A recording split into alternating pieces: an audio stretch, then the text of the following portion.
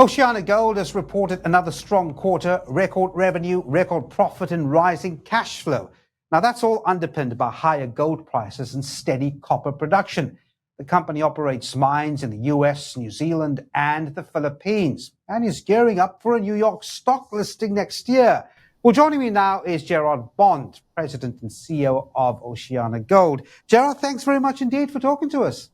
Well, thank you for having me. It's great to be able to talk to you today. Well, look, you run 4 mines across 3 continents, right? From the US to New Zealand.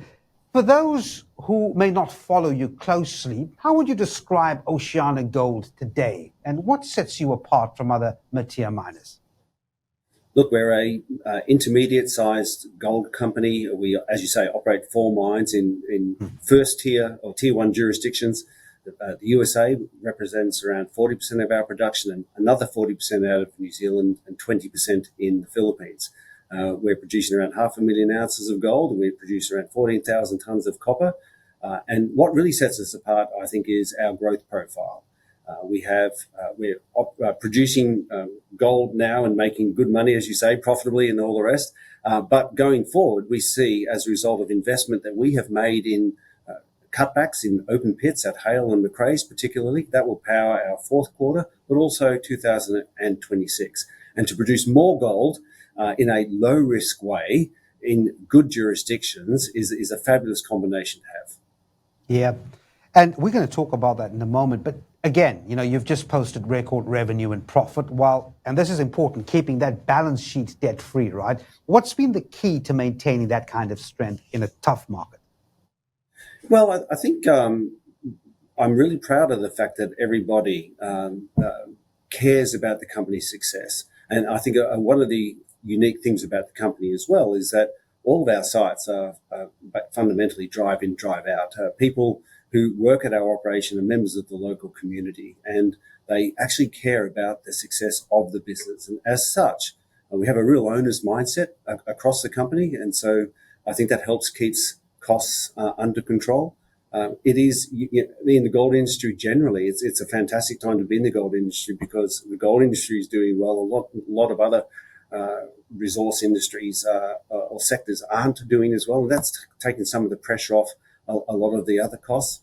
But yeah, ultimately keeping our plants operating, whether it be mobile or fixed plant, more days per year gives us an efficiency that is reflected through the cost line.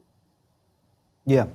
Listen, you've highlighted exploration as a major driver of value, particularly in New Zealand, where the strike length keeps extending. How central is the drill bit to your strategy, and where else are you focusing exploration on right now? Oh, look, exploration is a key part of our strategy.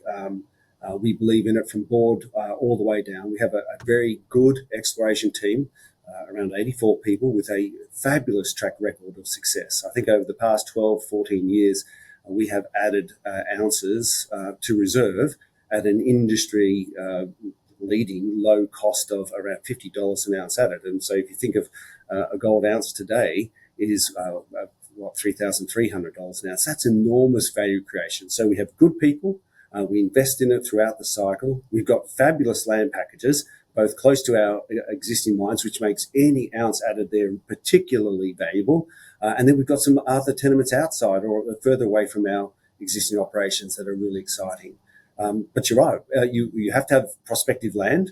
And the one that you alluded to there in New Zealand, Wharekirauponga, we declared an initial maiden reserve last year, 1.2 million ounces at around 9 grams per tonne. And we're in the process of getting that permitted, which we expect will occur later this year. And that will allow us to increase the number of drill rigs and drills that we have active there.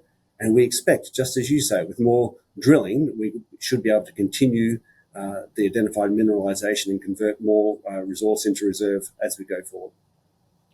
Now, Gerard, just looking at the markets, I mean, you've consolidated your shares in preparation for a New York listing. When is that? Next year, I think.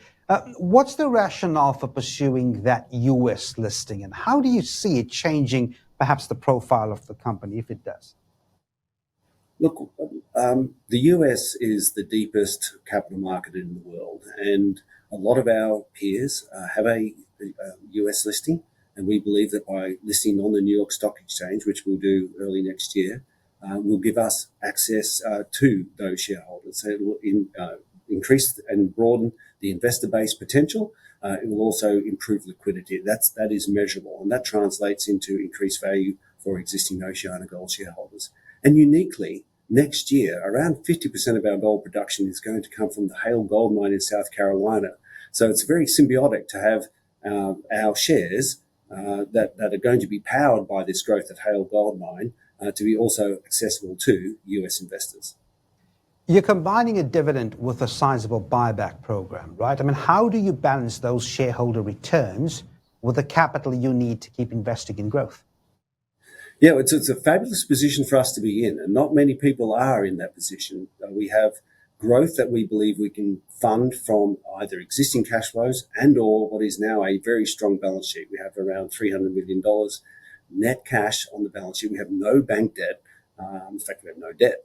So we are in a very strong position.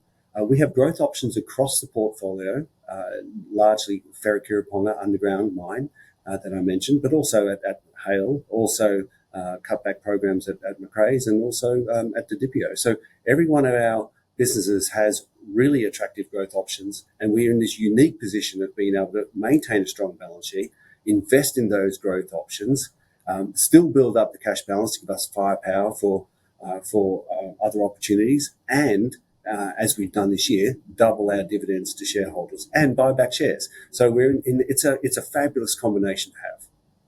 Yeah, and I suppose as I wrap up, that gives you the optimism when you look at 2026, doesn't it? I mean, with higher grade ore coming, what excites you most about the road ahead for OceanaGold?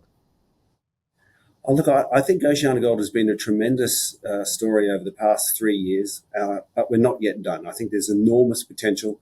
I think we have fabulous people doing really exciting work, and they are all dedicated to unlocking the value that exists in our portfolio. We have so many options, and some of them are very high level and visible, like WKP or Wharekirauponga, and big cutbacks in a new underground mine there at Hale, but also just daily, operationally, just doing the basic things well, and that really creates value for shareholders.